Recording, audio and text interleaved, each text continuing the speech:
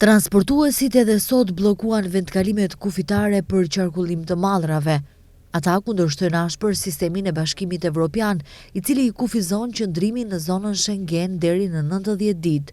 Komisioni Evropian ndërkaq thotë se shqyrton mundësinë për kapërcimin e problemit. Si opsion, përmendet dhënia e vizave të veçanta për transportuesit. Përveç kamionistëve, paralajmërime se do të bashkohen blokadave vijnë edhe nga transportuesit e autobusëve.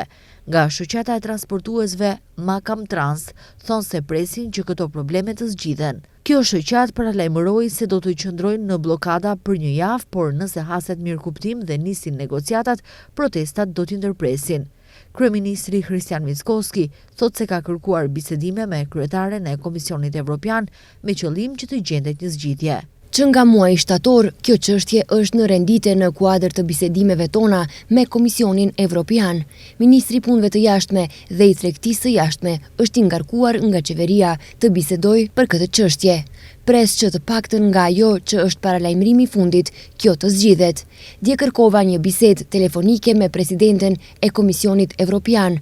Ajo është zyrtarisht e angazhuar në Indi, pres që këto ditë të dëgjohemi dhe përsëri ta hapim këtë temë dhe së bashku me kolegët nga rajoni ta vendosim përsëri këtë temë në tryezë, theksoi Kristian Mickoski, kryeministër.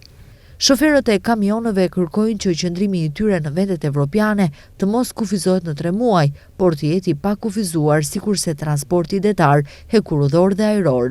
96% e importit në vend bëhet përmes automjeteve të ngarkesës. Nëse transportuesit nga vendi do të ndalonin veprimtarinë, atëherë importin do ta bënin të huajt. Si pasojë do të përballeshim me çmime jashtëzakonisht të larta dhe rritje të inflacionit.